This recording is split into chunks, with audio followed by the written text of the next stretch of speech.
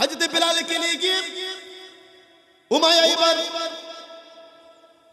Blade দিয়ে তার শরীরটাকে নাজা দেব তার শরীরটাকে চিরে চিরে লবণ লেগে দেয়, তার শরীরটাকে চিরে ঝাঁঝরা করে দেওয়া হলো। বেলাল রাদিয়াল্লাহু তাআলা ছোট্ট বাচ্চার মতো চিল্লায়, হাউমাউ করে কাঁদে। একজন সাহাবী এই দৃষ্টিটা দেখে, এই দৃশ্যটা দেখার পরে দৌড় দিয়ে চলে গেল, দৌড় দিয়ে বলছে, ইয়া রাসূলুল্লাহ, আপনার বেলালকে জোরে বাঁচতে দিবে না। ও নবী, আপনার বেলালকে শেষ করে দিচ্ছে। উমাইয়া বেলালকে রক্তাক্ত করে ফেলেছে। নবীজি আমার ভারাক্রান্ত হৃদয় নিয়ে চোখের পানি ঝপঝপ করে ফেলছে। নবীজি ডাক দিলেন, আবু বকর তুমি কোথায় আছো?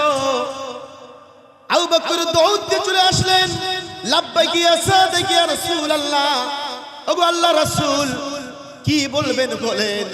বলল, আবু বকর রে, ও আবু বকর, আল্লাহ তো সম্পদ তোমারে কম দেয় নাই রে আবু বকর। ও আবু বকর, শোনো শোনো শোনো, আমার বেলালকে যে শেষ করে দিচ্ছে, যাও যাও যাও, আরেকজনকে সঙ্গে নিয়ে চলে যাও, আমার বেলালকে সেখান থেকে উদ্ধার করো, যার বিনিময় হোক না কেন, তোমার অর্থের বিনিময়েও যদি হয়, বেলালকে সেখান থেকে উদ্ধার করে নিয়ে আসো। আবু বকর দৌড় দিয়ে চলে গেলেন একজন সাহাবীকে নিয়ে, গিয়ে দেখতে পারলেন আরে বেলালকে ওরা রক্তাক্ত করে ফেলেছে। বেলাল শেষ নেই, বেলালের জমিনে লুটিয়ে পড়েছে বেলাল। উমাইয়াকে বলছো, উমাইয়া, ও উমাইয়া, কালো একটা মানুষের সঙ্গে তোমার কিসের এত কফরে উমাইয়া? ও উমাইয়া, এই কালো মানুষটার সঙ্গে তোমার কি এমন শত্রুতা রয়েছে? উমাইয়া এবার থামো, অনেক হয়েছে উমাইয়া। ও উমাইয়া, শোনো শোনো শোনো, এবার দেখবেন দুনিয়া লোভী যারা যারা দুনিয়ার জন্য দল করে, দুনিয়ার ক্ষমতা পাওয়ার জন্য রে ভাই, এ ভাই টাকার জন্য ওরা সবকিছু কথা করে, কথা বলেন ঠিক কিনা? গাড়ি বাড়ির জন্য সবকিছু করে, কথা বলেন ঠিক কিনা? যে শাহবাগে কোরআনের পাখি আল্লামা দিলওয়ার হোসেন সাঈদীকে আমৃত কারাদণ্ড তারা যাবজ্জীবন দিয়েছিল, তারপরে সেখান থেকে কিছু নাস্তিক ব্লগার তারা আমার ওইখান থেকে আমার রাসূলকে নিয়ে কটূক্তি করেছে, আবার সেখানে অনেক ধরনের ধর্ষণ জেনাবা বিচার হয়েছে। ওই শাহবাগ থেকে তারা আবার বিভিন্ন মিছিল প্রোগ্রাম যেদিন করে কোর্টের মধ্যে তাদের রায় ছিল, হাইকোর্টে ট্রাইব্যুনালে রায় ছিল, ওই দিন করে তারা আবার বিভিন্ন মিছিল দিয়ে দিয়ে তারা এটা এই রায়কে তাদের পাশে করে নিয়ে অসংখ্য জাতীয় নেতাদেরকে ফাঁসি কার্যকর করেছে, কথা বলেন ঠিক কিনা? ফাঁসি কার্যকর করেছে। এটা এত সহজে ভুলে গেলে চলবে না। ঠিক ওই জায়গা থেকে আমরা আমাদের কোরআনের পাখিকে হারালাম, ওই জায়গা থেকে আমাদের জাতীয় নেতৃবৃন্দকে হারিয়েছি, আমরা শহীদ নিজামীকে হারিয়েছি, শহীদ কাদের মোল্লাকে হারিয়েছি, আলী হাসান মুজাহিদকে হারিয়েছি, মীর কাসেম আলীদের মতো জাতীয় নেতৃবৃন্দকে আমরা হারিয়েছি। ওই জায়গায় আজকে ওনারা আবার নতুন করে বাস ভাড়া করে সেখানে আজকে একত্রিত হয়ে তারা আবার একটা সমাবেশের প্রস্তুতি নিচ্ছে। সেখানে সাংবাদিকেরা গিয়েছে, ছাত্র জনতা গিয়েছে, সেখানে তাদেরকে দেখা গেল যে অনেক গাড়ি জমা হয়েছে, অনেক মানুষ জমা হয়েছে, সাধারণ আম জনতা ধরা হলো। ঘটনা কি? আপনারা কে কোথায় থেকে আসছেন? বললো আমাদেরকে তো অমুক জায়গা থেকে আনছে, অমুক জেলা থেকে আসতে বলছে। কারা আসতে বলছে? ওই যে আমার লিডার, কেউ মহিলা নেত্রীকে দেখে দিচ্ছে, কেউ পাতি নেতাকে দেখে দিচ্ছে। এদের হিস্ট্রি দেখা যায়, মোবাইলে দেখা যায় যে প্রথমে শেখ হাসিনা তাদের নেত্রী আর কি ব্রেকিং দিয়েছে, আর তার ডাকে সেখানে তারা সাড়া দিয়েছে। আজকের ঘটনা কি বলে ডেকে নিয়েছে শোনেন। 1 লক্ষ টাকা করে তাদেরকে লোন দিবে। কি দিবে? লোন দিবে ফ্রি 1 লক্ষ টাকা ভাই, এই মায়াকেও ছাড়বে শহরে? হ্যাঁ, ছাড়ার কথা। এখন এই সাধারণ মানুষগুলোকে খেটে খাওয়া মানুষগুলোকে বলছে 1 লক্ষ করে টাকা দেওয়া হবে, তোমাদের এটা বিনা পয়সা কোনো লোনের কিস্তি দেওয়া লাগবে না, চলো। বা সুন্দরভাবে সাজাই নিছে, অনেক কিছু সাজায় লেখে কি এরা আমাদেরকে কিছু বলে কি বলে না। তবে হ্যাঁ, তোমরা এমনি ঘোরো, ঠিক আছে, চলাফেরা করো, কিন্তু এমন কোন পরিবেশ ঘোলাট করার চেষ্টা করো না, নইলে কিন্তু তোমার মায়ের মতো তোমার পরিণাম ভয়ানক হবে। তোমার মামুর বাড়ি দিল্লিতেও জায়গা হবে না, সিচুয়েশন ভয়ানক হবে। প্রিয় ভাইরা আমার, আমরা আলোচনার মূল পয়েন্টে চলে যাব। আমি কোন ভূমিকায় বেশি কথা বলবো না। আল্লাহ রাব্বুল আলামিন এই ছোট্ট সূরাটার মধ্যে দেখেন কি বলেছে, বক্তব্যটা এত সুন্দর বক্তব্য তুলে ধরেছেন। আল্লাহ রাব্বুল আলামিন বলেন, ওয়াল আসরি ইন্নাল ইনসানা লাফি খুসর। বলেন আল্লাহু আকবার। আল্লাহ রাব্বুল আলামিন বলে ওয়াল আসর, সময়ের কসম কাটলেন আল্লাহ রাব্বুল আলামিন। এই ভাই, আলোচনাটা গুরুত্ব দিবেন, মনোযোগ সহকারে শুনবেন। আল্লাহ রাব্বুল আলামিন সময়ের কসম কাটলেন এখানে, যে সময়ের কসম কাটলাম। ওয়াল আসরি ইন্নাল ইনসানা লাফি খুসর।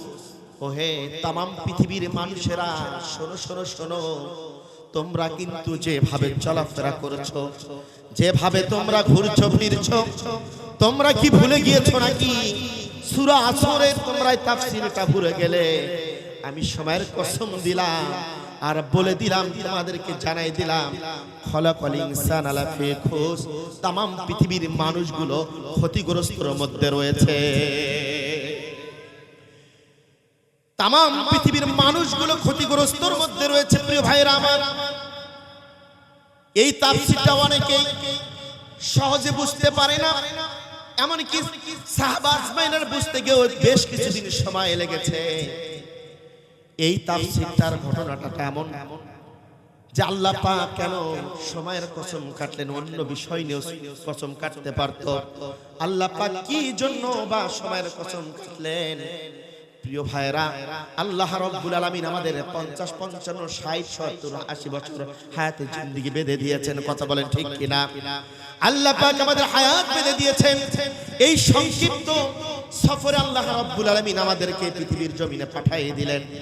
এই সময়টার মধ্যে আল্লাহ রাব্বুল আলামিন বললে, বান্দারে, ও আমার বান্দারা, তোমাদেরকে তো আমি সৃষ্টি করেছিলাম কেবলমাত্র একমাত্র ওয়ামা খলাকতুল জিন্না ওয়াল ইনসা ইল্লা লিয়াবুদুন।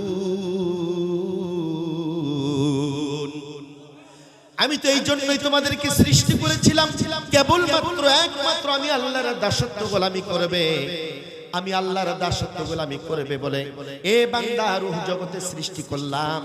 রূহ জগতে এক বাক্যে বলেছিলাম, আমি বলেছিলাম কল আলাস্তু বিরাব্বিকুম, আমি কি তোমার রব নই? আমি কি তোমার স্রষ্টা নই? আমি কি তোমাদের আইন দাতা নই, বিধান দাতা নই? আমি কি তোমাদের রিজিক দাতা নই, সৃষ্টিকর্তা নই? এক বাক্যে ওই দিন তোমরা বলেছিলে ক্বালু বালা, আল্লাহ তাআলা, হ্যাঁ আপনি আমাদের রব, আপনি আমাদের সব। কেবলমাত্র একমাত্র আমাদেরকে পৃথিবীতে পাঠিয়ে দেন, কেবলমাত্র আপনার এই দাসত্ব গোলামি করব, পাঠিয়ে দেন আমাদের। কিন্তু আমরা পৃথিবীর জমিনে আসার পরে সবাই আমরা আমাদের নিজেদের ব্যস্ততা, ক্যারিয়ার, আমরা খেত খামার বিভিন্ন বিষয় নিয়ে ব্যস্ত রয়েছি। আমরা সব কিছু ভুলে গিয়েছি যে আমাদের রব আছে, আমাদের স্রষ্টা আছে, আমাদের আইন দাতা আছে, বিধান দাতা আছে, রিজিক দাতা আছে। সব কিছু ভুলে গিয়ে যদি নিজের ক্যারিয়ার নিয়ে ব্যস্ততা করে বান্দা, ও বান্দা, নিজের ক্যারিয়ারটাকে যেন তোমরা এমন ভাবে তোমরা ক্যারিয়ার গড়াও যেন তোমরা জান্নাতে রাজত্ব করতে পারো। কথা বলেন ঠিক কিনা? প্রিয় ভাইরা আমার, আল্লাহ রাব্বুল আলামিন কি বলেন, ও বান্দারা, এই জন্যই সময়ের কসম দেওয়া হলো, এই যে তোমরা ব্যস্তভাবে সময় পার করছো, সময়ের কসম দিয়ে বললাম তোমরা ক্ষতিগ্রস্তের মধ্যে রয়েছো।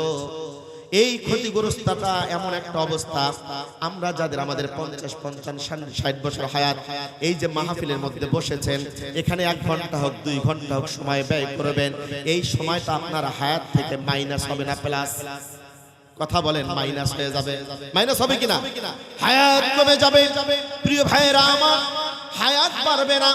ও আল্লাহর বান্দারা, ইমাম রাজি রহমাতুল্লাহি আলাইহি বলেন, এই তাফসীরটা আমি সহজে বুঝতে পারি নাই, কেন আল্লাহ সময়ের কসম কাটলে। আমি বাজারে গেলাম, বাজারে গিয়ে হঠাৎ করে আমার সামনে দেখলাম একটা বরফ বিক্রেতাওয়ালা, বরফ বিক্রেতা মাথায় বরফ নিয়ে দৌড়াচ্ছে, হাঁটছে আর বলছে, ওহে মানুষ, ওহে আমার প্রিয় ভাইরা, কে কোথায় আছো গো? মেহেরবানি করে আমার পাশে দাঁড়াও, আমার পাশে একটু দাঁড়াও, সাহায্য করো। যার পুঁজি গলে যাওয়ার আগেই তার পাশে কেউ দাঁড়িয়ে যায়, যার পুঁজি গলে যাওয়ার আগেই যার মূলধন টিকে যায়। কে আছো গো? যার পুঁজি গলে যাওয়ার আগেই তার আমার পুঁজিটা বিক্রি হয়ে যায়। কে এমন আছো? আমার মালটা বিক্রি করব। উনি বুঝতে পারলো সর্বনাশ। এই যে বরফ বিক্রেতাওয়ালা বলছে, কে এমন আছে যার পুঁজি গলে যাওয়ার আগেই তাকে কেউ সাহায্য করবে, তার পাশে দাঁড়াবে? কে এমন আছে যে পুঁজি গলে যাওয়ার আগেই সেই পুঁজিটাকে কাজে লাগাবে? কে এমন আছো গো? উনি বুঝতে পারলো, আরে এই যে বরফ, তার যত সময় চলে যাবে ততই বরফটা গলে গলে যাবে। কথা বলেন ঠিক কিনা? জোরে বলেন ঠিক কিনা? এই যে বরফটা গলে গলে যাবে, তার মানে এটা হায়াতের সঙ্গে আল্লাহ তাআলা উদাহরণ দিলেন। এ বান্দারা, তোমাকে 50-55 বছর হায়াত বেঁধে দিয়েছি। এই হায়াতটা তোমার যতই দোকানপাট খেত খামারে তোমরা সময় ব্যয় করছো, হায়াতটা কিন্তু প্লাস হচ্ছে না, হায়াতটা তোমাদের মাইনাস হয়ে যাচ্ছে। ওই বরফ বিক্রেতাওয়ালার মতো তার বরফটা গলে গলে যাচ্ছে, গলে যাওয়ার আগেই তার বরফটা যেন কাজে লাগাতে পারে, বিক্রি হলেই না কাজে লাগবে। কথা বলেন ঠিক কিনা? আর যদি এমনি গলে যায়, কাজে লাগবে? কথা জোরে বলেন, কাজে লাগবে? তার পুঁজিদার হবে, মূলধন টিকবে। ঠিক এটা বললো যে তোমাকে 50-55 বছর হায়াত দিলাম, এই হায়াতটা যদি তুমি এমনি এদিক সেদিক করে অপচয় করে গলে ফেলাও, তোমার তো আস্তে আস্তে তুমি কবরের যাত্রী হয়ে যাচ্ছ। এভাবেই যদি গলে যায়, তুমি তো ক্ষতিগ্রস্তের মধ্যে রয়েছো। বস, কথাটা ভূমিকা বুঝতে পারছেন তো? মারাত্মক কথা কিন্তু। প্রিয় ভাইয়েরা আমার, আমি ভূমিকা বেশি সময় নিব না। এই জন্য যে সময়টাকে আল্লাহ রাব্বুল আলামিন বলে যায়, আমরা আজকে তাফসীর কুরআন মাহফিল থেকে আমরা আজকে প্রতিজ্ঞাবদ্ধ করব এবং আমরা আজকে ওয়াদা করব, নিজের বিবেককে আমরা নিজেই আমরা ওয়াদা করব যে বাকি জীবনটা যেন আমাদের এমনি গলে না যায়, বাকি জীবন অন্তত আল্লাহর দাসত্ব গোলামির মধ্য দিয়ে কাটাবো। কথা বলেন ঠিক কিনা? অবশ্যই আমাদেরকে খেয়াল রাখতে হবে প্রিয় ভাইয়েরা আমার, এমনি সময়টাকে অপচয় করা যাবে না, সময়টা এমনি এদিক সেদিক করা যাবে না। মনে রাখতে হবে আল্লাহ পাক আমাদেরকে পৃথিবীর বুকে পাঠিয়ে দিয়েছে, লক্ষ্য উদ্দেশ্য আছে না নাই? জোরে বলতে হবে, লক্ষ্য উদ্দেশ্য আছে না নাই? আমাদের লক্ষ্য উদ্দেশ্য রয়েছে। প্রিয় ভাইয়েরা আমার, এই সূরার মধ্যে মূল আলোচনার মধ্যে আল্লাহ রাব্বুল আলামিন বললেন, সবাই তো ক্ষতিগ্রস্তের মধ্যে রয়েছে, তবে হ্যাঁ, 4টা গুণ যাদের মাঝে আছে, এই 4 শ্রেণীর মানুষ ব্যতীত সকলেই ক্ষতিগ্রস্তের মধ্যে রয়েছে। সুবহানাল্লাহ বলবেন না? কয় শ্রেণী? জোরে বলেন, কয়? আর জোরে কয়? 4 শ্রেণীর বক্তব্য এখানে তুলে ধরা হলো। আল্লাহ রাব্বুল আলামিন বলেন, ইল্লাল্লাযীনা আমানু ওয়া আমিলুস সালিহাতি ওয়া তাওয়াসাউ বিল হক ওয়া তাওয়াসাউ বিস সাবর। আল্লাহ রাব্বুল আলামিন বলেন, ইল্লাল্লাযীনা আমানু, 4 জনের কথা বললো, উল্লেখ করলো 4টা গুণ যাদের মাঝে আছে, তারা ব্যতীত সবাই ক্ষতিগ্রস্তের মধ্যে আছে। ইল্লাল্লাযীনা আমানু, যারা ঈমান এনেছে। জোরে বলেন না, কি এনেছে? জোরে বলেন কি এনেছে? ঈমান এনেছে। ওয়া আমিলুস সলিহা, নেক আমল যারা করেছে। ওয়া তাওয়াসাউ বিল হক, যারা হকের আন্দোলন করেছে, হকের দাওয়াত দিয়েছে, হক প্রতিষ্ঠার আন্দোলন করেছে। তারপরে বলা হয়েছে এই হক প্রতিষ্ঠার আন্দোলন করতে গিয়ে বাধা আসবে, জুলুম আসবে, নির্যাতন আসবে। তারপরে আল্লাহর বান্দা সবুজ ধারণ করতে হবে, সবুজ ধারণ করবে। এই চারটা গুণ যার মাঝে থাকবে তারা ব্যতীত সকলেই ক্ষতিগ্রস্তের মধ্যে রয়েছে।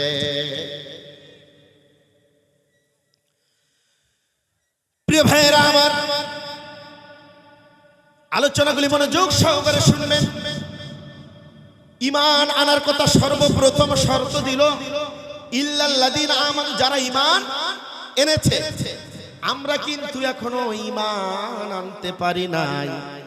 এমনি আমরা মনে মনে খালি বলি নামাজও পড়ি না, কই ঈমান ঠিক আছে, কথা কয় না।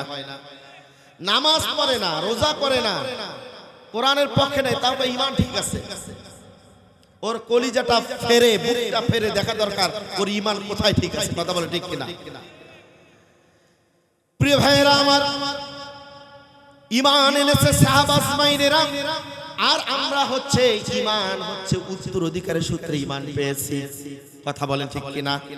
এই জন্য আমাদের ঈমান অতটা মায়া নাই, মমতা নাই। ঈমান থাকে থাক, যায় যাক, কথা বলেন ঠিক কিনা। ঈমান থাকে থাক, যায় যাক, অতটা গুরুত্ব দেই না। কিন্তু সাহাবা আজমাইনরা ঈমান আনার কারণে তাদের উপর অনেক জুলুম, নির্যাতন, নিপীড়ন এসেছে। মক্কার জমিনে একজন যুবক, নাম তার আব্দুল হুজ্জা, ইতিহাসটা অনেকেই শুনেছেন। তার জীবনীটা একটু আপনাদেরকে জানাই দিতে চাই, স্মরণ করে দিতে চাই যে আমরা ঈমানদার দাবি করি, আর তারা ঈমান কেমনে কেমনে এনেছে। আব্দুল হুজ্জা ছোট্ট বেলায় তার বাবা মারা যায়। এই ছোট্ট বাচ্চাকে কে লালন পালনের দায়িত্ব নিবে, কে বাকারা দায়িত্ব গ্রহণ করবে? তার চাচা দায়িত্ব নিয়ে নিল। তার চাচা দায়িত্ব নিয়ে নিল, ছোট্ট বাচ্চাটাকে আমি লালন পালন করাবো, আমি দেখাশোনা করব। আর তার মা এখানে ওখানে কাজ কাম করে খায়। প্রিয় ভাইয়েরা আমার, আব্দুল হুজ্জা এদিকে চাচার কাছে লালিত পালিত হয়, তার কাজ কাম করে, সংসার জীবন পরিচালনা করে। কিন্তু তার মনের মধ্যে বড় জ্বালা, ভালো লাগে না। মনের মধ্যে অনেক যন্ত্রণা, অনেক বেদনা। চতুর্পাশে ছড়িয়ে পড়েছে বিশ্ব নবীর প্রশংসা, বিশ্ব নবীর আমানতদারিতা। বিশ্ব নবী আমার মক্কার জমিনে থাকতে পারল না। কাফের মুশরিকরা তাকে মক্কার জমিন থেকে বিতাড়িত করলো, মক্কার জমিন থেকে তাকে বিদায় করে দিল। হিজরতের পরে নবী আবার মদিনায় চলে গেল। এদিকে আব্দুল হুজ্জা হৃদয়ে রক্তক্ষরণ শুরু হয়েছে।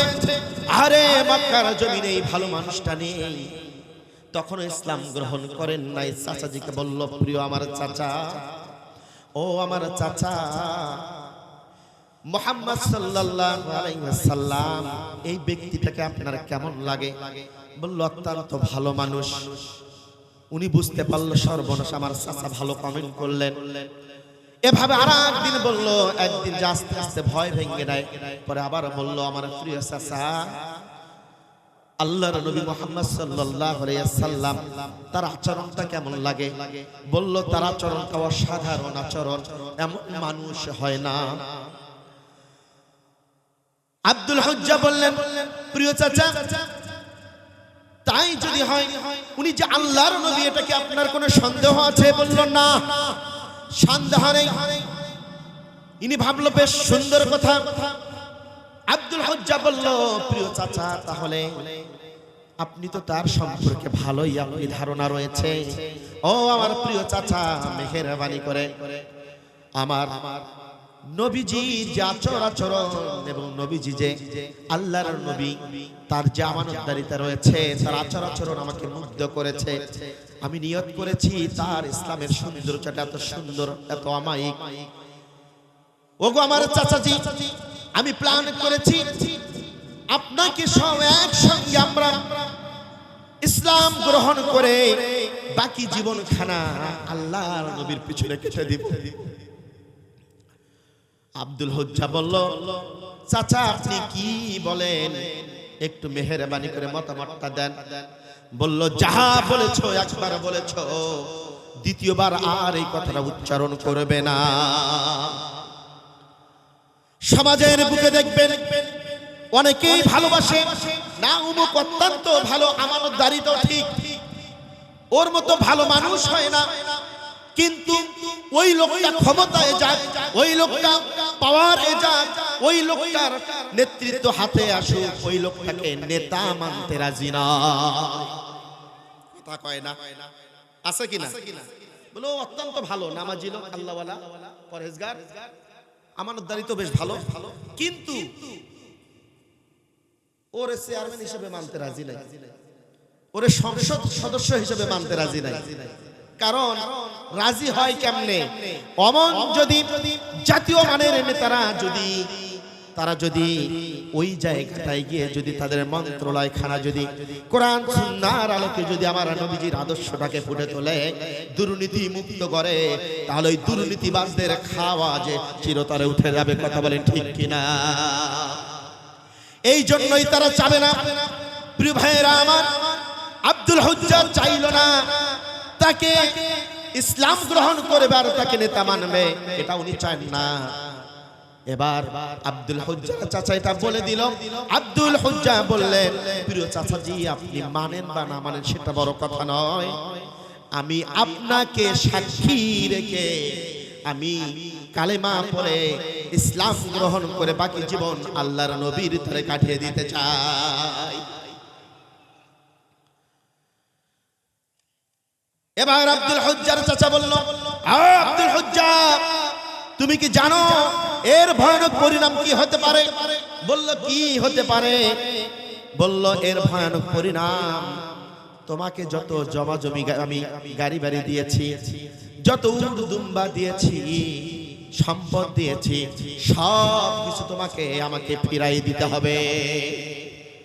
আব্দুল হুজ্জা বলল, ঠিক আছে ফিরে দিলাম। কারণ তার হৃদয়টা পাগলে পারা হয়ে গিয়েছে, কখন বিশ্ব নবীর কাছে চলে যাবে মদিনায়। পাগল হয়ে গেছে, আর ভালো লাগে না। কিসের সম্পদ, কিসের টাকা পয়সা, গাড়ি বাড়ি। এ ভাই দেখবেন যারা মুসলিমেরা ইসলাম গ্রহণ করে তারা কিন্তু পরিবার নিয়ে ভাবে না, এত কিছু ভাবে না। তারা এটা জানে যে তারা আর কোনোদিন আমাকে মেনে নিবে না। এ সত্ত্বেও কিন্তু ইসলামের ছায়া তলে আজও হাজার হাজার লক্ষ লক্ষ মুসলিমের ইসলাম গ্রহণ করছে। এই তো কয়েকদিন আগে 18 জন তারেক মনোয়ার, আল্লামা তারেক মনোয়ারের মাহফিলে হাতে হাত রেখে কালেমা পড়ে ইসলাম গ্রহণ করলেন। তারা কি তাদের পরিবার ভাবছে নাকি? কথা বলেন, তারা কি তাদের অর্থ সম্পদ ভেবেছে নাকি? গাড়ি বাড়ি ভাবেছে নাকি? সব কিছু আপনার পদদলিত করে এসেছে। প্রিয় ভাইয়েরা আমার, তাকে বলা হলো শুধু এটা নয়, তোমাকে যদি এটার অর্থটা আরো আছে, তোমাকে যদি যেতেই হয়, ভাবলো যে তাকে অন্তত ঠেকাতে হবে, এমন কিছু কাজ করব সে যেন যাইতে না পারে। বলল, তোমার শরীরে যে পোশাকটা রয়েছে এই পোশাকটাও কিন্তু আমার কিনা টাকার, এটাও তোমাকে খুলে দিতে হবে। বলল, দিয়ে দিলাম। রওনা দিবে। বলল, দাঁড়াও, এটা দিলে হবে না, তোমার পরনের যে কাপড়টা রয়েছে এই পরনের কাপড়টাও আমার টাকায় কেনা, তোমাকে এটাও খুলে দিতে হবে। বলল, খুলে দিলাম। পাগলের মতো আব্দুল হুজ্জা রওনা দিল, লজ্জাস্থানটা চেপে ধরে দৌড়ে মায়ের কুড়া ঘরের সামনে দাঁড়িয়ে গেল। ভাঙ্গা ঘর, মা বলে ডাক দিলেন, ও মা। মা এবার আমার দরজা খুলে বের হলো। দরজা খুলে যুবক সন্তান, যুবক ছেলের এই অবস্থা দেখে মা চোখটা চেপে ধরে বলছে, বাবা রে, তোর এই পরিণাম কেন, তোর এই পরিণতি কে করেছে? এ বাবা, কে করলো তোর এই অবস্থা? বলল, মা করে প্রশ্ন করো না গো মা, মা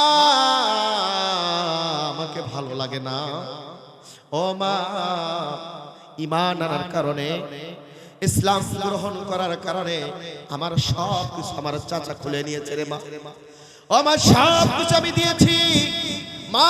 কোনো কিছু যদি থাকে আমার ছাত্র ঢাকার জন্য, লজ্জা স্থান ঢাকার জন্য, মেহেরবানি করে আমাকে কোনো একটা কাপড়ের টুকরা দাও মা। গরিব মানুষ কি দিবে? সিরাক সিরাক কম্বল ছেড়ে 2 টুকরা করে দিলেন। 2 টুকরা করে দিয়ে তার লজ্জা স্থান ঢাকার ব্যবস্থা করলেন, ছাত্র ঢাকার ব্যবস্থা করে দিলেন।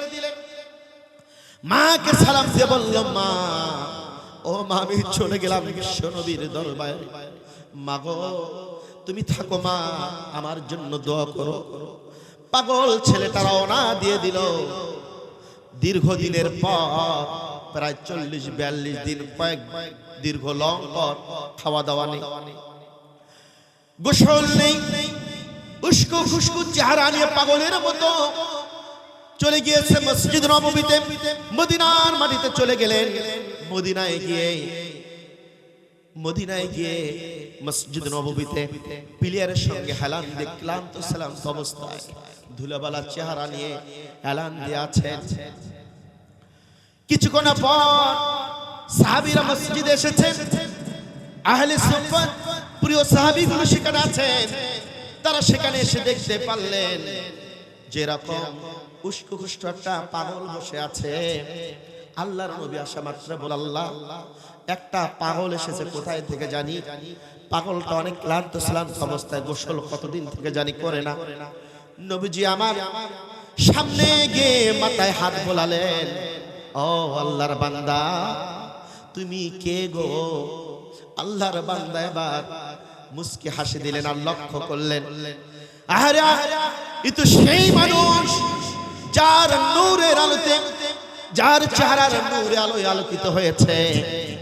চেহারার দিকে যেন মুক্তা ঝরছে, কথাগুলি যেন হীরা মুক্তার চেয়ে অনেক দামি। উনি বললেন, ইয়া রাসূলুল্লাহ, আপনি কই ব্যক্তি? বলল, হ্যাঁ ইয়া রাসূলুল্লাহ, আমি ধরে নিয়েছি, এই জন্যই আমি আপনাকে রাসূল বলে সম্বোধন করলাম। ওগো আল্লাহর নবী, আমি অমুক জায়গায় আমার বাসা, মক্কার জমিন থেকে আমি এসেছি। ইসলাম গ্রহণ করার কারণে আমার চাচা কাফের মুশরিক ছিল, আমার পরনের কাপড় চোপড় সব কিছু খুলে নিয়েছে, আমাকে আটকাতে পারে না। আমি চলে এসেছি। ইয়া রাসূলুল্লাহ, মেহেরবানি করে আপনার হাতে হাত রেখে আমি আরো একবার ইসলাম গ্রহণ করতে চাই, আপনার পবিত্র জবানে কালেমা পড়ে নিতে চাই। নবীজি আমার পড়ায় দিলেন। প্রিয় ভাইরা আমার, আব্দুল হুজ্জাকে নবীজি বলল, প্রিয় সাহাবীরা, তা যাও, তাকে দ্রুত গোসল করানোর ব্যবস্থা করো। গোসল করে পবিত্রতা অর্জন করে তার চুল টুলগুলো খাটো করে দাও, আর তাকে খাওয়া দাওয়া করে রেস্ট নিয়ে মেহেরবানি করে কোরআনুল কারীম শেখানোর ব্যবস্থা করো। যাও, তাকে কোরআনুল কারীম শেখাও। এবার আব্দুল হুজ্জা বিশ্রাম নিয়ে খাওয়া দাওয়া করে প্রাণ ভরে কোরআনুল কারীম তেলাওয়াত করেছে। তেলাওয়াত করার কারণে এত জোরে তেলাওয়াত করেছে, সাহাবীরা নফল নামাজ পড়েছে দাঁড়িয়ে দাঁড়িয়ে। সাহাবীদের কানের মধ্যে আওয়াজ গিয়ে লাগছে, ডিস্টার্ব হচ্ছে। নবীজিকে গিয়ে এবার তারা অবজেকশন করলেন, ইয়া রাসূলুল্লাহ, ওই যে আপনি, আপনার সেই প্রিয় লোকটা আব্দুল হুজ্জা, নবীজি আমার তার নাম রেখে দিয়েছে আব্দুল্লাহ, বলেন সুবহানাল্লাহ। তার নাম আব্দুল্লাহ রেখে দিয়েছেন। বললো সেই আব্দুল্লাহ এত জোরে কোরআনুল কারীম তেলাওয়াত করেছে যে আমাদের ডিস্টার্ব হচ্ছে, আমাদের সমস্যা হচ্ছে। ওগো আল্লাহর রাসূল, তাকে একটু আস্তে আস্তে কোরআন তেলাওয়াত করতে বলা কি যায় না? নবীজি আমার বলল, প্রিয় সাহাবীরা রে, আমার আব্দুল্লাহর ক্ষেত্রে কেউ কোনো অভিযোগ নিয়ে শোনা, কারণ সে যত দাম দিয়েছে, ইসলাম গ্রহণ করেছে, ঈমান এনেছে, তার ঈমানের কাছে তোমাদের ঈমান খোঁজ থাকবে না। সে এত দামি ঈমান ক্রয় করেছে, সেই ঈমান আনার কারণে পরনের কাপড় চোপড়গুলো পর্যন্ত সব খুলে দিয়ে এসেছে, কিছুই সঙ্গে নিয়ে আসতে পারে নাই। তার ক্ষেত্রে কেউ কোনো অভিযোগ করো না, কেউ কোনো অভিযোগ করবে না। প্রাণ ভরে তাকে কোরআনুল কারীম তেলাওয়াত করতে দাও। কিছুক্ষণের মধ্যে তাবুকের যুদ্ধের দামামা বেজে উঠল। রোমান সৈন্যরা 2 লক্ষ সৈন্য নিয়ে তারা জিহাদের ময়দানে অংশগ্রহণ করবে। নবীজি আমার এবার আহ্বান করলো, আমার প্রিয় সাহাবীরা কে কোথায় আছো রে? তাবুকের যুদ্ধের জন্য আমাদেরকে প্রস্তুতি গ্রহণ করতে হবে। রোমান সৈন্যরা 2 লক্ষ তারা অগ্রসর হচ্ছে। নবীজি আমার এবার সকলকে একত্রিত করে বলল, ও প্রিয় সাহাবীরা, তোমাদের কার কি আছে? মেহেরবানি করে আজকে অর্থের দরকার, অনেক টাকা পয়সার দরকার, অনেক সোনা গয়নার দরকার। আল্লাহর বান্দারা ওই দিন কতরে দান করেছে, এত পরিমাণ স্বর্ণ ওই দিন উঠেছিল, পৃথিবীর ইতিহাসে আর কোনোদিন ওঠে নাই। বলে সুবহানাল্লাহ। সবাই কতরে দান করলেন এবং 30,000 সৈন্য নিয়ে নবীজির নেতৃত্বে সেই তাবুকের যুদ্ধে রওনা দিবেন। প্রতিমধ্যে আব্দুল হুজ্জা আব্দুল্লাহ সামনে গিয়ে ব্যারিকেড দিয়ে দাঁড়িয়েছে। ইয়া রাসূলুল্লাহ, সবাইকে ডেকে নিলেন। আজকে আমি এমন একজন মানুষ, আমার দেবার মতো কিছুই নেই। সবাই যার যা পাইলো দিয়ে দিল, শেষ সম্বলটুকু পর্যন্ত দিয়ে দিল। আমি তো কিছুই দিতে পারলাম না। ওগো আল্লাহর নবী, আমার দেবার মতো মাত্র আমার জীবনখানা আছে। ইয়া রাসূলুল্লাহ, আমাকে মেহেরবানি করে এই 30,000 সৈন্যের মধ্যে আমাকে আমার নামটাও তালিকাভুক্ত করে নেন। জিহাদের ময়দানে আজকে কাফের মুশরিকদের বিরুদ্ধে লড়াই করে আমি আমার জীবনখানা শাহাদাতের ঈদগাহে লিখে দিয়ে ইসলামের জন্য কিছু না কিছু কাজে আসতে পারি। মেহেরবানি করে আমার নামটা লিখে দেন। আল্লাহর নবী বলল, ও আব্দুল্লাহ, তুমি এত ইমোশনাল হচ্ছ কেন? ভেঙ্গে পড়ো না। সাহাবীদেরকে বলল, সাহাবীরা একটা গাছের বাকল ভেঙ্গে নিয়ে এসো, একটা ডাল ভেঙ্গে নিয়ে এসো। নবীজি আমার তার হাতের মধ্যে দিয়ে দিলেন, দিয়ে বলল, ও আব্দুল্লাহ, নাও এই ঢালটা ধরে নাও। বাকলটা ধরলেন। এবার আল্লাহর নবী দোয়া করলেন, আল্লাহ তাআলা আব্দুল্লাহর রক্ত কাফেরদের জন্য তুমি হারাম করে দাও। ছোট্ট বাচ্চার মতো হাউমাউ করে কাঁদা শুরু করে দিয়েছেন। ইয়া রাসূলুল্লাহ, আমার জীবনের চাওয়া পাওয়া, আমি ইসলাম গ্রহণ করেছি, আমি শহীদ হব, শহীদের আকাঙ্ক্ষা তামান্না নিয়ে আমি আজকে জিহাদের ময়দানে অংশগ্রহণ করব। আর আপনি কিনা আমার হাতে বাকল ধরে দিয়ে কাফেরদের জন্য আমার রক্ত হারাম করে দিলেন। নবীজি গো, মেহেরবানি করে আপনার দোয়াটা ফেরত নিয়ে না। ও নবী, দোয়া ফেরত নেন। আল্লাহর নবী বলছে, আব্দুল হুজ্জারে, ও আব্দুল্লাহ, শোনো শোনো শোনো, তুমি যে নিয়ত করেছো, তোমার যে আকাঙ্ক্ষা, তোমার যে তামান্না, এমন তো অবস্থায় যদি তুমি জ্বরের মধ্যেও মৃত্যুবরণ করো, আল্লাহ পাক তোমাকে শাহাদাতের ঈদগাহে শামিল করে দিবে। নবীজি তাকে রেখে চলে গেলেন। নবীজি রওনা দিয়েছে। তাবুকের প্রান্তে যখন উপস্থিত হয়েছে, কাফের মুশরিকরা 2 লক্ষ রোমান সৈন্যরা বুঝতে পারল আজকের জিহাদের ময়দানে আর কেউ নেতৃত্ব দিবে না। আজকের জিহাদের ময়দানে স্বয়ং আল্লাহর নবী নিজেই নেতৃত্ব দিবে। এই যুদ্ধে জয়লাভ করা সম্ভব না। তারা পিছন পাশে পলায়ন করেছে। বলেন আল্লাহু আকবার। কয় লক্ষ? কথা বলে না, জোরে বলেন, কয় লক্ষ? 2 লক্ষ। মুসলমান কয় লক্ষ? 30,000। 30,000 লক্ষ বলছি না, বলছি 1 লক্ষ। কতজন বলেন? 30,000। আর ওরা 2 লক্ষ।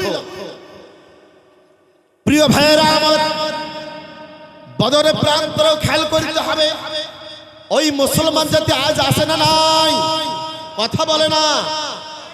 আজকের জমিনেও যদি মুসলমান জাতি যদি ওই বদরের প্রান্ত থেকে শিক্ষা গ্রহণ করে, তাবুকের যুদ্ধ থেকে যদি শিক্ষা গ্রহণ করে, ঈমানটাকে যদি ভাবে বলিয়ান করে নিতে পারে, কাফের মুশরিকেরা পালানোর জায়গা খুঁজে পাবে না, জায়গা খুঁজে পাবে। কিন্তু ঈমানটাকে বলিয়ান করতে হবে। প্রিয় ভাইরা আমার, নবীজি যখন তাবুকের যুদ্ধে চলে গেল, ওরা পালায়ন করলো, এবার নবীজি আমার সেখানে তাবুর ব্যবস্থা করলেন। সাহাবীদেরকে বলল, সাহাবীরা কিছু তাবু তার টাঙ্গায় নাও, আমাদের এখানে কয়েকদিন থাকতে হবে, তারা যেন আর এখানে দখল করতে না পারে। বলে সুবহানাল্লাহ, তারা যেন এখানে আসতে না পারে। এবার নবীজির নেতৃত্বে সেখানে একদিন নয়, দুদিন নয়, 20 দিন অবস্থান করলেন। জোরে বলেন না কয় দিন? 20 দিন অবস্থান করলেন। 20 দিন 20তম দিনে নবীজির কাছে খবর চলে গেল,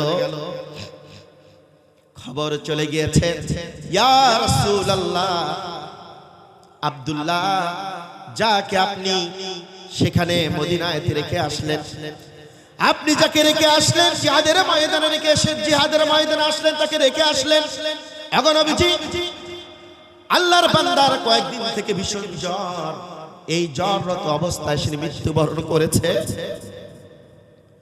মৃত্যুবরণ করেছে। নবীজি এবার সাহাবীদেরকে বলল, প্রিয় সাহাবীরা চলো, আর এখানে থাকা যাবে না, আমার প্রিয় সাহাবী আব্দুল্লাহ আর নেই, তার জানাজা কুশল বন্দোবস্ত করতে হবে। রওনা দিলেন নবীজি। আমার সে সাহাবীরা তার কুশল বন্দোবস্ত করলেন, কবর খনন করা হলো।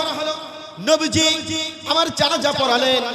কেউ জানাজার, কেউ সাধারণ কোনো মানুষ জানাজা পড়ালেন না রে ভাই। কি তাকদীর, কি ভাগ্যবান! আব্দুল্লাহর জানাজা নবীজি আমার পড়ালেন। দুজন ব্যক্তি লাশটাকে বহন করে নিয়েছেন কাঁধে করে, দুজন ব্যক্তি লাশ বহন করে আনছেন, একজন বাতি টিম টিম করে ধরে আছে। দুজন ব্যক্তি যারা লাশ বহন করে আনছে, একজন বাতি টিম টিম করে ধরে রেখেছে, আর একজন ব্যক্তি কবরে নেমে আছে। কবর থেকে ওই ব্যক্তি বলছে, ও আল্লাহর নবীর সাহাবীরা, শোনো শোনো শোনো, মেহেরবানি করে তোমার ভাইদের সঙ্গে খারাপ করে আচরণ করো না, তোমার ভাইয়ের লাশটা আস্তে আস্তে তোমরা আদবের সহিত নিয়ে আসো।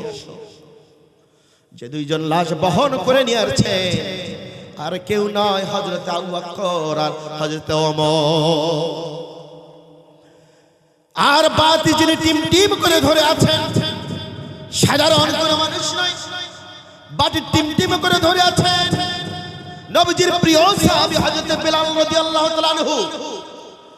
বাতি টিম টিম করে ধরে আছেন, কবরের মধ্যে যিনি নেমেছেন আর কেউ নয়, এমন রাষ্ট্রপ্রেসিডেন্ট আমরা সকলের চাওপ।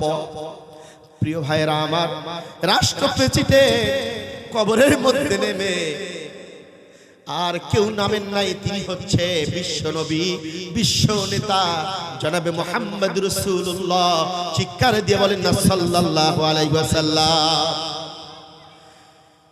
প্রিয় ভাইরা আমার, লাশটা সেখানে নামে নেওয়ার পরে বিশ্ব নবী আসমানের দিকে তাকিয়ে দুহাত উপরে করে দোয়া করলেন, বললেন, আল্লাহ তাআলা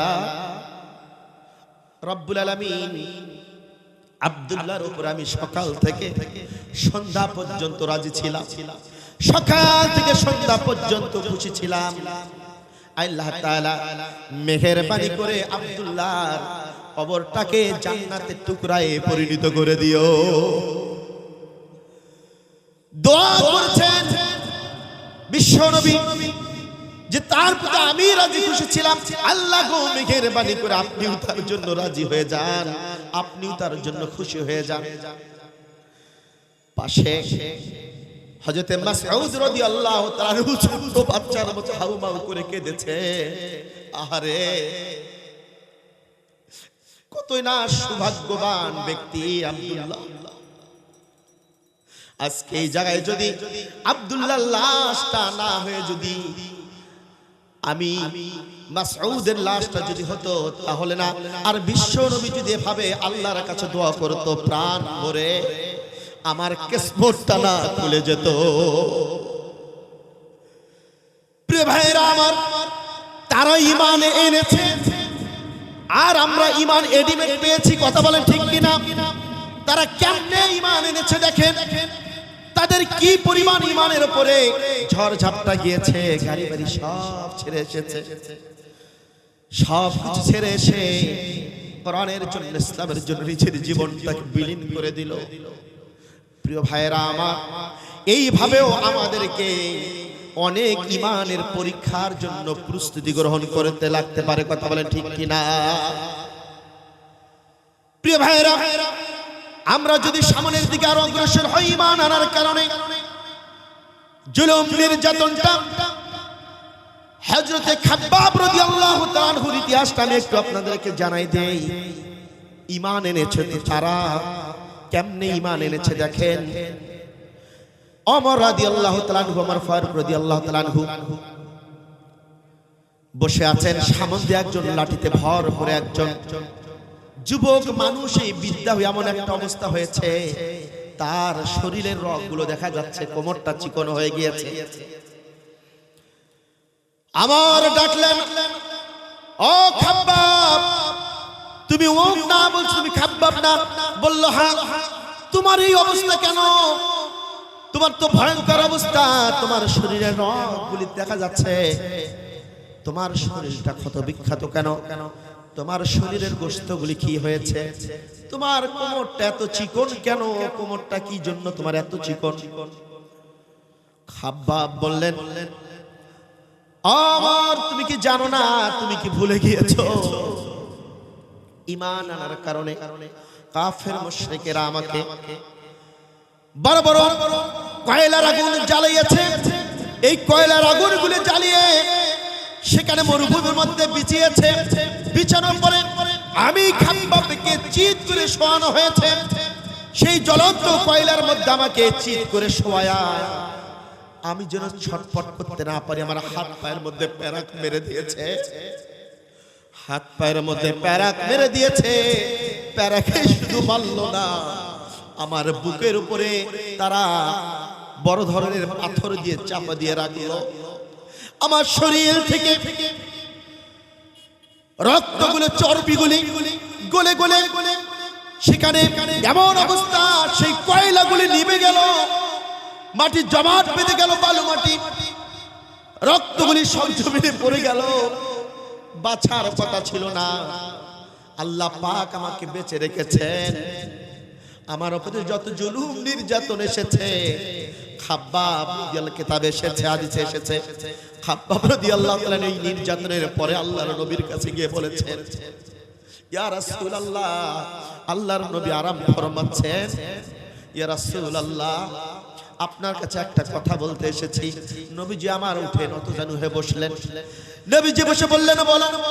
বলল, ইয়া রাসূলুল্লাহ, এই যে জুলুম নির্যাতন, আল্লাহর নবী মেঘের বাণী করে আপনি আল্লাহর কাছে একটু দোয়া করেন, আল্লাহ পাক যেন জালিমদের জুলুম থেকে আমাদেরকে হেফাজত করে, আমাদেরকে যেন রক্ষা করে।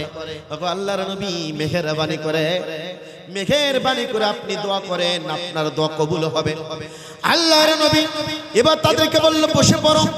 আল্লাহ বলল, প্রিয় সাহাবী, শোনো শোনো শোনো, ও খাব্বাব, ইতিহাস কি ভুলে গিয়েছো নাকি? তোমরা অন্য নবীদের কথা তোমরা ভুলে গেছো, অন্য নবীদের উম্মতের কথা কি তোমরা ভুলে গেছো? তাদেরকে বুক পর্যন্ত মাটির মধ্যে গেড়ে রেখেছিল, রেখে তারা করাত দিয়ে মাথার মধ্যে ধরে করাত দিয়ে ফেসে তাদেরকে দ্বিখণ্ডিত করে শহীদ করে দেওয়া হয়েছে। এগুলো কি ভুলে গেছো? সান্ত্বনা দিচ্ছেন, বলল সময় আছে, আরো সময়, আরো পরীক্ষা আসবে রে খাব্বাব, আরো অনেক পরীক্ষা আসবে। প্রিয় ভাইয়েরা, অমনি হযরতে খুবাইব রাদিয়াল্লাহু তাআলা আনহু, ওই ইতিহাসটাও যদি আমরা দেখি, তারা কিন্তু ঈমান এনেছে। তাদের ঈমানের ব্যাখ্যা দিতে গিয়ে আলোচনার পয়েন্টগুলো আসছে।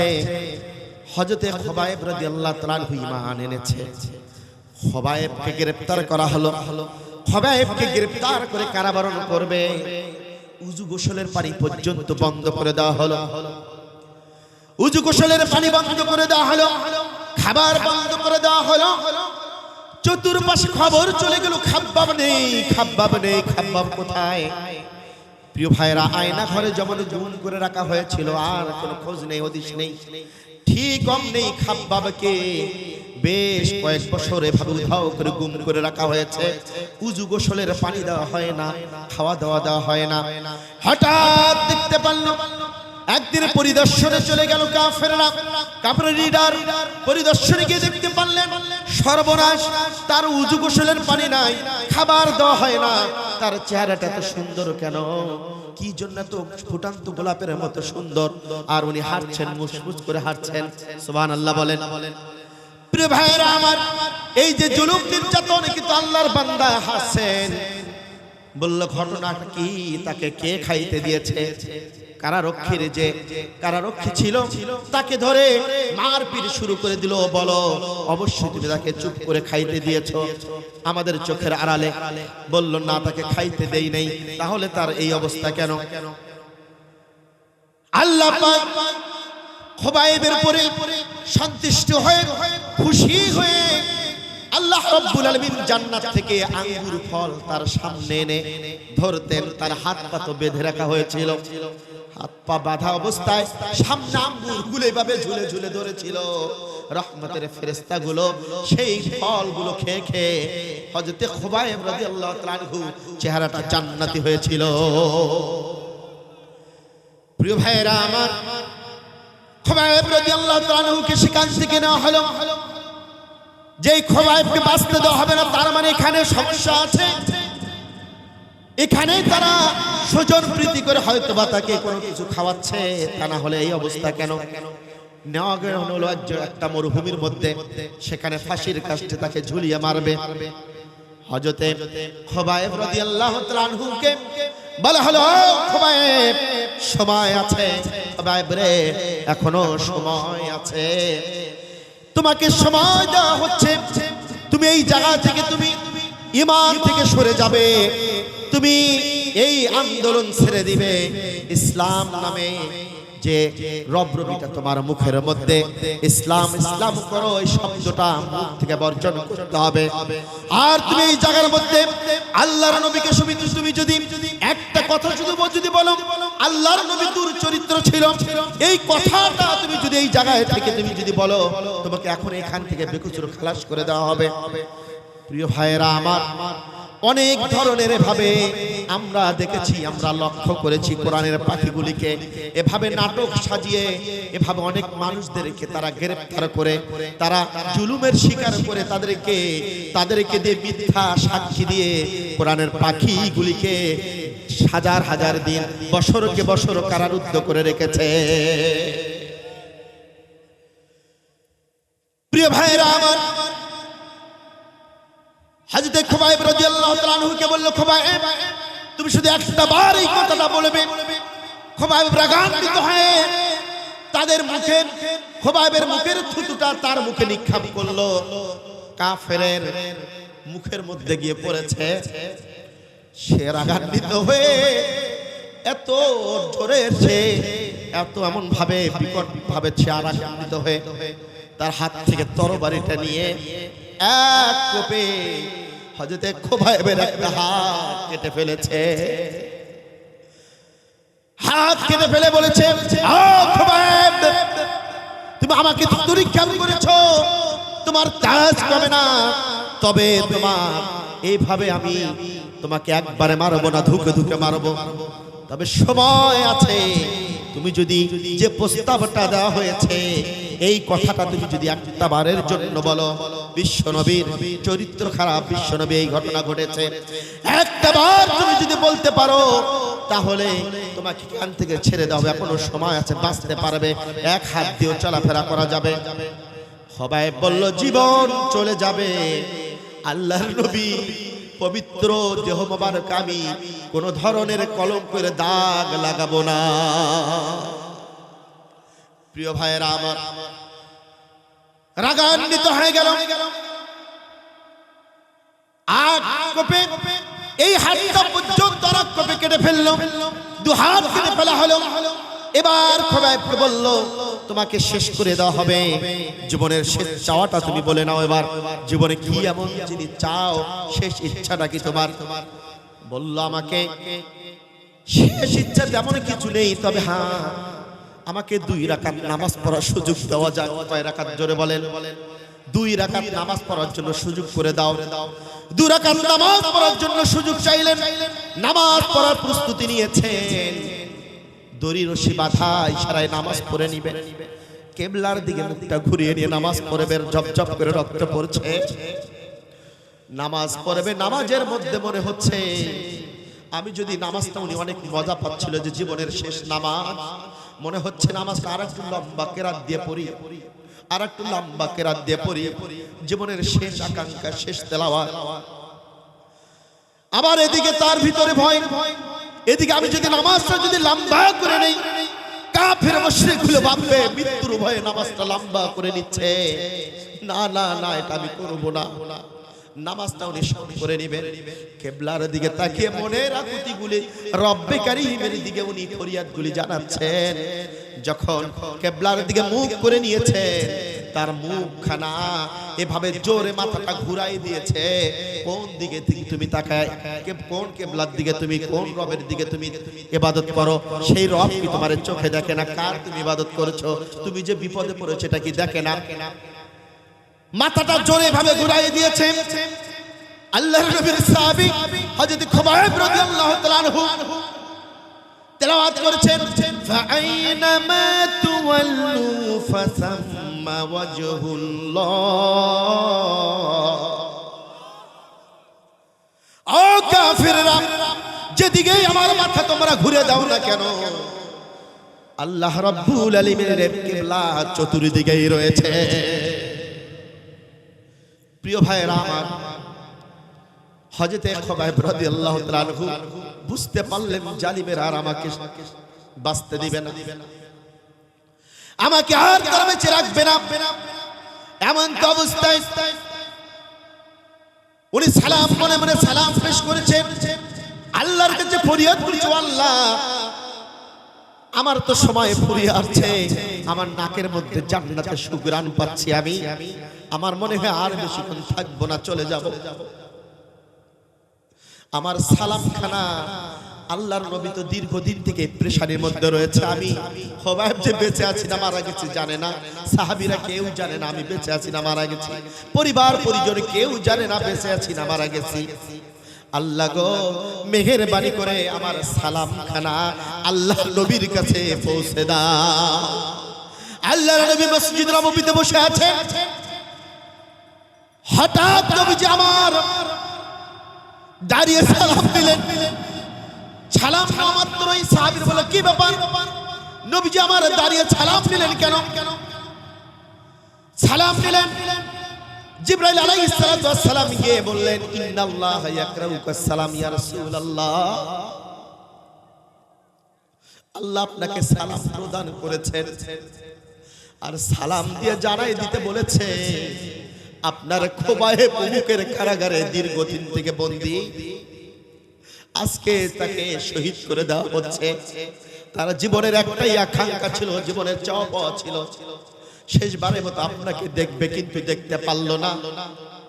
নবীজি গো, মেহেরবানি করে খুবাইব সালাম পাঠিয়ে দিয়েছে, তার সালামটা আপনি গ্রহণ করে নেন। সালাম গ্রহণ করলেন। হযরত খুবাইবকে পা দুটো কেটে ফেলা হলো, পা দুটো কেটে ফেলে সেখানে তাকে ফাঁসি দিয়ে তাকে পৃথিবীর জমিন থেকে শহীদ করে দেওয়া হলো। প্রিয় ভাইরা আমার, আমরা দেখেছি শহীদ কাদের মোল্লাকে যখন শহীদ করে দেওয়া হলো, আল্লাহর বান্দাকে শহীদ করে দিয়েছে। শহীদ করে দেওয়ার পরে তারা ক্ষান্ত হয় নাই, তারা হাত পায়ের রগগুলি পর্যন্ত কেটে দিয়েছে, হাতের রগ কেটে দিয়েছে, পায়ের রগ কেটে দিয়েছে। তার মুজাব যে ইমাম সাহেব কবরে নামাইয়েছিল, সেই রক্ত ঝপঝপ করে তার মুজাটা ভিজে গিয়েছিল। এই মুজাটা নিয়ে সে একটা উঁচু জায়গায় সংরক্ষণ করে রাখলেন। বললো এটা শহীদের রক্ত, এই রক্তটা এটা যদি এখানে রাখি হয়তো অনেকের পা লাগবে। এই শহীদের এই মুজাটা, এই রক্ত ভেজা মুজাটা আমি সংরক্ষণ করে রাখবো। এটাই আমার পরিবার পরিজন, আমার সন্তানদেরকে অনুপ্রেরণা যোগাবে। আগামী প্রজন্ম শহীদের ঈদে শামিল হওয়ার জন্য প্রচেষ্টা চালাবে। প্রিয় ভাইয়েরা আমার, তারা কিন্তু ঈমান এনেছে, আর আমরা কিন্তু রেডিমেড ঈমান পেয়েছি। কথা বলেন ঠিক কিনা? তারা ঈমান এনেছে আর আমরা ঈমান কি পেয়েছি, এই জন্য মায়া নেই। প্রিয় ভাইয়েরা, এইভাবে তারা ঈমান আনয়ন করেছেন। আমরা যদি হযরতে বেলাল রাদিয়াল্লাহু তাআলা আনহুর জীবনখানা একটু আমরা যদি দেখি, বেলালের জীবনে অসংখ্য পরীক্ষা ছিল, তার মধ্যে আমি অল্প কিছু একটা পরীক্ষার টপিকটা আমি টান দেই। হযরতে বেলাল রাদিয়াল্লাহু তাআলা আনহু কালো একজন মানুষ ছিলেন। কালো মানুষ, দেখতে অতটা সুন্দর না, চুলগুলো কোকড়া মোকড়া, হাসলে দাঁতটা দেখায় বোঝা যায় তো সেটা মানুষ। সুবহানাল্লাহ বলেন। এত সুন্দর তার দাঁতের মানান ছিল। বেলাল রাদিয়াল্লাহু তাআলা আনহুকে মক্কার জমিনে কি পরিমাণ জুলুম নির্যাতন পর্যন্ত করেছে। এই যে শীতের সময়, কনকনে শীত, এই শীতের সময় তারা বেলালকে শীতের পোশাক গায়ে দিতে দেয় নাই। শীতের সময় বলতো চলো আমরা নদী সেতুর অমুক জায়গায় চলে যাব, অমুক জায়গায় যেতে হবে। বেলাল কাকুতি আবৃত্তি করতো, উমাইয়া রে আমাকে একটু শীতের পোশাক দাও, আমি প্রচন্ড শীত পাচ্ছি। বলল তোমারে যদি শীতের পোশাক প্রদান করা হয়, মালিক আর তোমার মুনিব আর দাসের কোনো পার্থক্য থাকে না, বরং তোমাকে খালি গায়ে মানায়। আমার গায়ে শীতের পোশাক থাকবে, তোমার গায়ে থাকবে, এটা কেমন কথা? এটা হতে পারে না। উত্তপ্ত মরুভূমিতে না হতো, সেই মরুভূমির মধ্যে না হতো যেখানে মানুষ জুতা পরিধান করে চলতে পারে না, জুতাগুলি গলে গলে যায়। আর বেলালকে খালি পায়ে না হতো, খালি গায়ে না হতো। হযরতে বেলাল রাদিয়াল্লাহু তাআলা আনহু পাটা ফেটে রক্ত বেরিয়ে পড়তো। উমাইয়াকে বলতো, উমাইয়া আমাকে কি জুতা দেওয়া যায় না? আমি যা সহ্য করতে পারছি না, আমার ভীষণ কষ্ট হচ্ছে। তাকাই দেখো আমার পা ফেটে জব জব করে রক্ত পড়ছে। ও মায়া, মেঘের বাড়ি করে আমাকে দয়া করে এক জোড়া জুতা দাও। ও মায়া বলতো, এই জুতা যদি আমি তোমারে পরতে দেই, তোমার পরনে জুতা থাকবে, তোমার পায়ে জুতা থাকবে, আমার পায়ে জুতা থাকবে। দাস আর মুনিবের তো এটা হতে পারে না, বরং আমার পায়ে থাকবে, তোমার পায়ে থাকবে না, এটাই তো পার্থক্য। এভাবে থেকে কষ্ট দেওয়া হতো, মরুভূমির মধ্যে না হতো। মরুভূমির মধ্যে নিয়ে বেলাল রাদিয়াল্লাহু তাআলা ঈমান আনার কারণে আরে এত কষ্ট, কত চাবুক মারা হতো, কত নির্যাতন করা হতো। বেলাল রাদিয়াল্লাহু তাআলা হাউমাউ করে কাঁদতো, ও মায়া রে আর আমাকে ভাবে মারিও না, আর কষ্ট দিও না। বলো না আমি কি এমন কষ্ট দিয়েছি তোমাকে, কি এমন ক্ষতি করেছি তোমার? বললো তুমি আমার খাবে, আমার পড়বে, আমার খেয়ে তুমি এখান থেকে ইসলাম প্রচার প্রসার করবে, এটা হতে পারে না, কখনোই এটা মেনে নেওয়া যাবে না। ও বেলাল সময় আছে এখনো, ঈমান থেকে সরে যাও। বেলাল বলতো ঈমানের মধ্যে যে একটা মজা পেয়েছি, রবকে রব বলে স্বীকৃতি দেওয়ার মধ্যে যে একটা মজা রয়েছে, নবীজিকে নেতা মানার মধ্যে যে একটা মজা রয়েছে রে ভাইয়া, এটা তুমি বুঝবে না। জীবন চলে যাবে, এই পথ ছেড়ে আমি এদিক সেদিকে যাব না। প্রিয় ভাইয়েরা আমার, হযরত বিলাল রাদিয়াল্লাহু তাআলা আনহু সেই মরুভূমির মধ্যে নিয়ে চিৎ করে শোয়ানো হতো। শোয়া তার পিঠের চামড়াগুলো ফসকা পড়ে ফেটে রক্ত জমিনে বেরিয়ে যেত।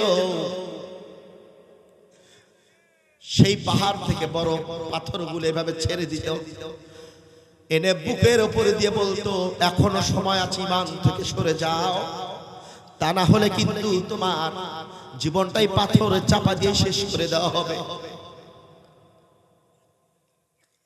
বিলাল ঈমান থেকে সরে যায় না, বুকের উপর পাথর চাপা করে আছে।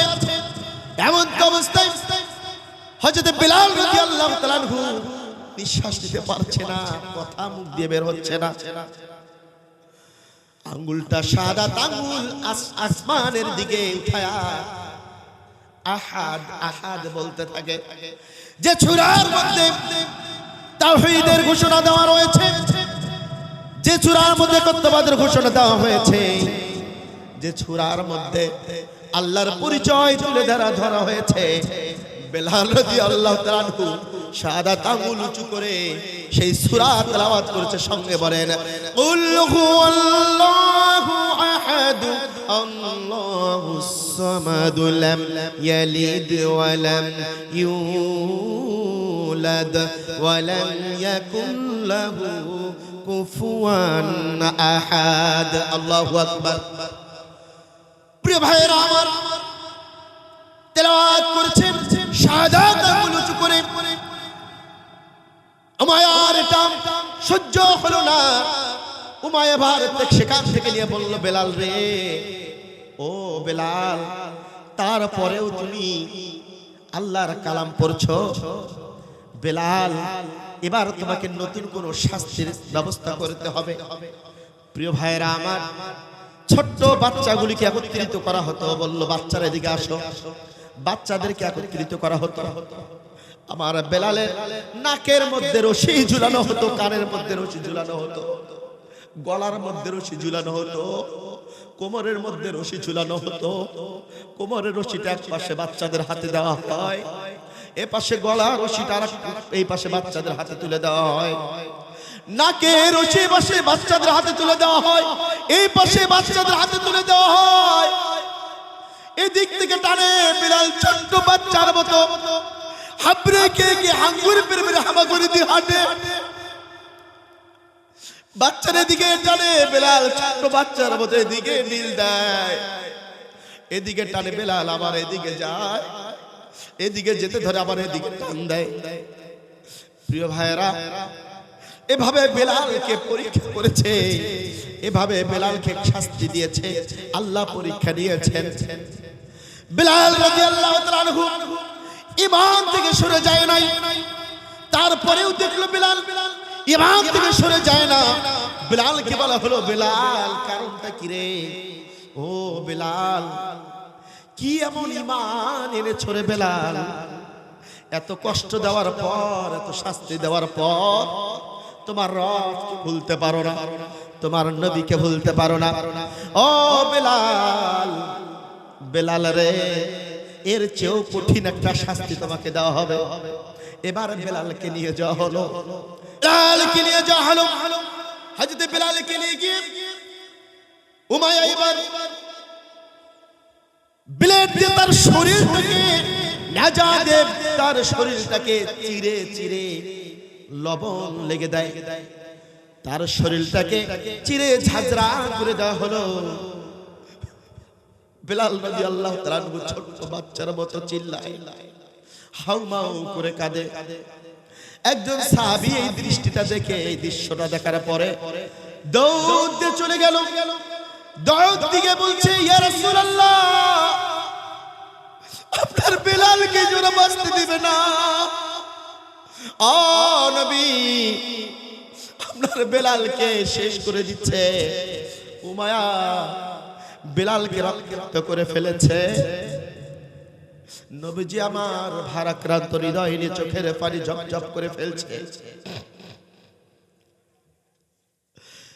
নবীজি ডাক দিলেন, আবু বকর তুমি কোথায় আছো? আবু বকর দৌড় দিয়ে চলে আসলেন, লাব্বাইক ইয়া সাদিক ইয়া রাসূলুল্লাহ, ওগো আল্লাহ রাসূল কি বলবেন বলেন। বলল, আবু বকর রে, ও আবু বকর, আল্লাহ তো সম্পদ তোমারে কম দেয় নাই রে আবু বকর।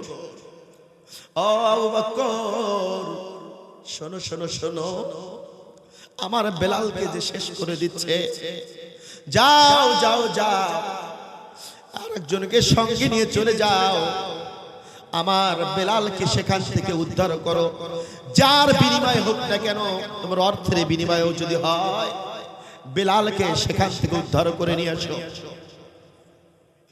আবু বকর দৌড় দিয়ে চলে গেলেন একজন সাহাবীকে নিয়ে, গিয়ে দেখতে পারলেন আরে বেলালকে ওরা রক্তাক্ত করে ফেলেছে। বেলাল শেষ নেই, বেলালের জমিনে লুটিয়ে পড়েছে বেলাল। উমায়াকে বলছো, উমায়া, ও উমায়া, কালো একটা মানুষের সঙ্গে তোমার কিসের এত কফরে ক্ষমা? উমায়া, ও উমায়া, এই কালো মানুষটার সঙ্গে তোমার কি এমন শত্রুতা রয়েছে? উমায়া এবার থামো, অনেক হয়েছে উমায়া। ও উমায়া শোনো শোনো শোনো, এবার দেখবেন দুনিয়া লোভী যারা যারা দুনিয়ার জন্য দল করে, দুনিয়ার ক্ষমতা পাওয়ার জন্য রে ভাই, এ ভাই টাকার জন্য ওরা সবকিছু কথা করে, কথা বলেন ঠিক কিনা? গাড়ি বাড়ির জন্য সবকিছু করে, কথা বলেন ঠিক কিনা? এগুলা সবকিছুর জন্য কিন্তু ওরা করে। অফার ছুড়ে দেওয়া হলো, উমায়া এই লোকটার জন্য তুমি অহেতুক তাকে কষ্ট দিচ্ছ, এবার বলো তাকে ছেড়ে দাও, বরং বিনিময়ে আমি কিছু তোমারে দিয়ে দেব, তাকে ছেড়ে দাও। উমায়া তো মহাখুশি, সর্বনাশ, কি বলে আমার এই কালো একটা মানুষের জন্য আমারে কি ফির দিতে চায়?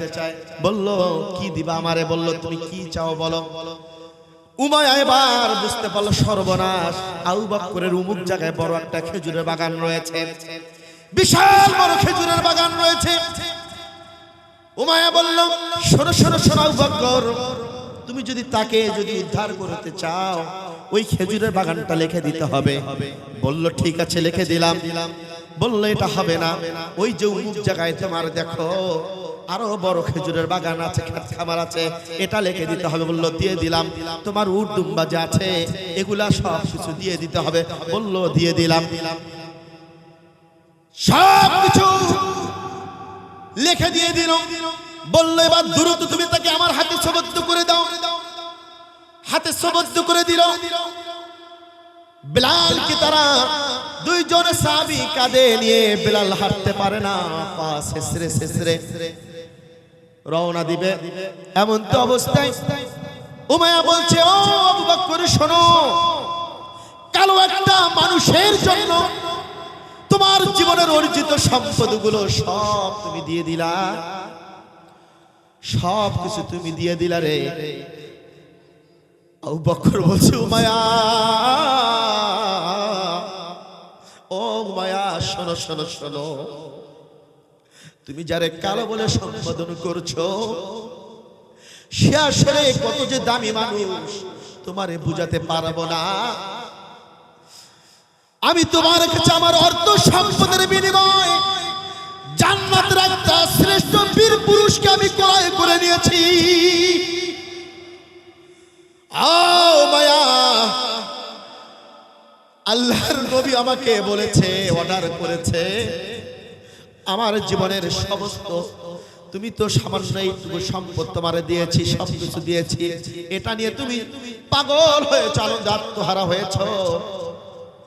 ও মায়া শোনো, আল্লাহর নবীর মুখে হাসি ফুটানোর জন্য আমার আবু বকরের জীবনটা তুমি যদি চাইতে, আমি আবু বকরের জীবনটাকে হাতের মুঠোয় করে নিয়ে এসেছিলাম, প্রস্তুতি নিয়ে এসেছি।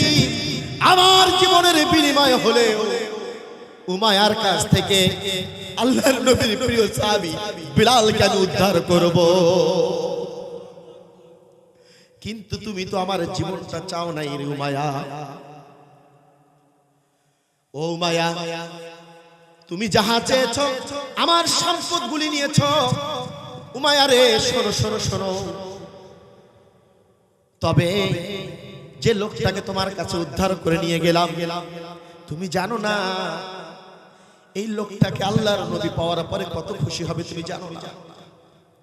রওনা দিলেন, আল্লাহর নবী পেরেশানির মধ্যে দৌড়াদৌড়ি করছে, পায়াচারি করছে মসজিদ নববীতে। নবী আমার স্ত্রী নাই, নবী এদিকে ছোটাছুটি করে ওদিকে ছোটাছুটি করে, ভারাক্রান্ত হৃদয়ে নবী আমার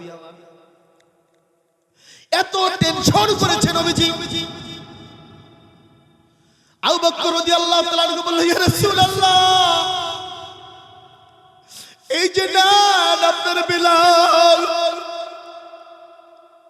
নবীজি আবার বিলালের দিকে তাকায়, তাকায় বলে, ও আবু বকর, আমার বিলালকে এইভাবে নির্যাতন করেছে, কেমনে আমার বিলাল কিভাবে ওরা শেষ করে দেওয়ার পরিকল্পনা করেছিল রে। ও আবু বকর, আমার বেলালের শরীরে তো মনে হয় রক্ত তেমন নেই। নবীজির সামনে দাঁড়িয়ে গেল, কাদের মধ্যে ভর করে পা দুটা বেঁকে নবীজির সামনে দাঁড়িয়ে নবীজি আমার বেলালের মাথায় হাত দিয়ে বলল, বেলাল, ও বেলাল, মাথাটা উঠাও বেলাল, বেলাল, বেলাল রে চোখটা খোলো বেলাল। নবীজির হাতের ছোপে, নবীজির পরশে হযরত বেলাল রাদিয়াল্লাহু তাআলা আনহু চোখটা খুলে নিলেন। চোখটা খুলে নিয়ে বেলাল রাদিয়াল্লাহু তাআলা আনহু মুস্কি হাসি দিলেন, বলেন আল্লাহু আকবার। মুস্কি হাসি দিলেন, নবীজি কান্নায় ভেঙে বলে, বেলাল, ও বেলাল, এই অবস্থায় তুমি হাসছো বেলাল? বলল, ইয়া রাসূলুল্লাহ, না হেসে কি করি বলে, আমি তো ধরে নিয়েছিলাম উমাইয়া আমাকে শহীদ করে দিবে, আমি বাঁচব না। বিশ্বাস করেন, আমার হৃদয়ের মধ্যে একটা পেরেশানি ছিল। আহারে, আল্লাহর নবীর চেহারা থেকে, আল্লাহর নবীর পিছনে নামাজ পড়া থেকে আমি বেলাল মাহরুম হয়ে গেলাম। আর মনে হয় কোনদিন নবীজিকে দেখতে পাবো না, কোনদিন মনে হয় নবীজিকে আমি দেখবো না। ইয়া রাসূলুল্লাহ, এটা ধরে নেওয়ার পরেও আমি দেখতে পারছি আমার নবীজি আমার সামনে, আমি না হেসে কি পারি? আল্লাহর নবীকে আমি দেখতে পারছি। আমার জীবন চলে গেছে, আমার রক্ত ঝরেছে, আমার শরীরে যা কিছু হয়েছে, আমার যাহা কিছু হয়েছে, সব ব্যথা বেদনা ভুলে গিয়েছি নবী গো আপনার চেহারা দেখার পর। প্রিয় ভাইয়েরা আমার, নবীজি বেলালকে সান্ত্বনা দিচ্ছে, ও বেলাল, শোনো শোনো শোনো বেলাল, বেলাল রে, তোমার মতো অসহায় মানুষ, তোমার মতো একজন গরিব সাহাবী আমার মক্কার জমিনে এমন গরিব আর কেউ নেই। এত গরিব দারিদ্র একটা মানুষ তুমি, এই দারিদ্র লোকটার উপরে যেভাবে জুলুম করতে পারে, অত্যাচার করতে পারে, রক্ত ঝরাতে পারে, বেলাল রে, ও বেলাল, শোনো শোনো শোনো, হতাশ হয়ে না, ভেঙে পড়ো না বেলাল। ও বেলাল, ইসলাম নামে একটা বৃক্ষ আছে রে বেলাল, ইসলাম নামে একটা বৃক্ষ রয়েছে। এই ইসলাম নামে বৃক্ষটা যেমন একটা গাছের চারা রোপণ করলে রে বেলাল, পানি ঢালতে হয়। গাছটাকে তরুতাজা করতে গেলে, গাছটাকে বাঁচাতে গেলে পানি সকাল সন্ধ্যা ঢালতে হয়। ও বেলাল, শোনো শোনো শোনো, ইসলাম নামে একটা বৃক্ষ রয়েছে রে বেলাল। এই ইসলাম নামে বৃক্ষটা জীবিত করতে গেলে, জিন্দা করতে গেলে তোমাদের মতো যুবকদের মতো তোমাদের যুবকদের এই সমস্ত যুবক সাহাবীদের রক্তে এই সমস্ত ইসলাম নামে যে বৃক্ষটা রয়েছে, এই বৃক্ষটায় যদি এইরকম তাজা রক্ত যদি ঢালা যায়, ইসলাম নামে বৃক্ষটাকে আল্লাহ তাআলা সফলতার দ্বার প্রান্তে পৌঁছাই দিবে। প্রিয় ভাইরা আমার, আমরা আজও এটা বিশ্বাস করি আল্লাহর নবী ওই যুগে সান্ত্বনা দিয়েছেন যে ইসলাম নামে বৃক্ষটাকে জিন্দা করতে গেলে বুকের তাজা রক্তের প্রয়োজন। তোমাদের মতো যুবকদের বুকের তাজা রক্ত জমিনে ঢেলে দেওয়ার কারণে ইসলাম নামে বৃক্ষটা জিন্দা হবে, রাষ্ট্রীয় পাওয়ারে যাবে রে বেলাল। আমরা এটা আজকে বিশ্বাস করি। আমরাই আজকে তাফসীরুল কোরআন মাহফিল থেকে জানাই দিতে চাই, এই 17 বছরে আমাদের অসংখ্য মায়ের বুক খালি হয়েছে, অসংখ্য বাবার বুক খালি হয়েছে, অসংখ্য পরিবার নিঃস্ব হয়েছে, অসংখ্য যুবকের রক্ত ঝরেছে। শাপলা চত্বরে হেফাজত ভাইদের হাফেজে কোরআনদের রক্তই হোলি খেলেছে, রক্তেই রঞ্জিত করে দিয়েছে। হাফেজে কোরআনের বুকের উপর চড়ে, আরে তোমরা কেমনে পারলা তাদের উপরে নৃত্য করতে? হাফেজে কোরআনের বুকের উপরে নৃত্য করেছো, রক্তেই রঞ্জিত করে দিয়েছো। মনে হচ্ছে একটা জিহাদের ময়দান। আর স্বৈরাচারিণী তুমি বক্তব্য দিলে সংসদে, হেফাজত কর্মীরা রং মেখে সেখানে দাঁড়িয়েছিল। নাউজুবিল্লাহ বলে। এদিকে অসংখ্য মায়ের বুক খালি হয়েছে, আর স্বৈরাচারিণী সেখান থেকে সংসদে হুঙ্কার দেয়, তারা রং মেখে সেখানে দাঁড়িয়েছে। প্রিয় ভাইয়েরা, কত তামসা আমাদের সঙ্গে করেছে। আমরা এটা বিশ্বাস করি, আজ আমরা বিশ্বাস করি আমাদের রক্ত ঝরেছে, অসংখ্য মায়ের বুক খালি হয়েছে। এই তো 5 আগস্টে আমাদের প্রায় 21 থেকে 2200 যুবকদের জীবনের বিনিময়, তাজা তাজা প্রাণের বিনিময় 20,000 ছাত্র ভাইদের স্ত্রীদের পুঙ্গুত্ব বরণ করেছে। যে ভাই 450-500 মতো ভাই বোনদের চোখ গুলে হারিয়েছে, চোখে আর দেখতে পাবে না। যুবক মানুষ বিশ্ববিদ্যালয়ে পড়াশোনা করে, হাত হারিয়েছে, পা হারিয়েছে, কোনদিন আর তারা নিজ পায়ে হাঁটতে পারবে না। যে জমিন আমাদের এত কিছু হারিয়ে যায়, আমাদের হারবার আর কিছুই নেই, কথা বলে ঠিক কিনা? অনেক হারিয়েছি আমরা, অনেক আলেম ভাইদেরকে হারিয়েছি আমরা, শিষ্য আলেমে দ্বীন কোরআনের পাখি আল্লামাকে হারিয়েছি। যে জমিনে আমাদের এত তাজা তাজা প্রাণ চলে যেতে পারে, একটু অপেক্ষা করো রে জালিমেরা, তোমাদের কলিজার উপরে, বুকের উপরে কালিমার পতাকা উড্ডীন হবে, তোমরা কেউ ঠেকাতে পারবে না। চিৎকার দিয়ে বলেন না ঠিক কিনা?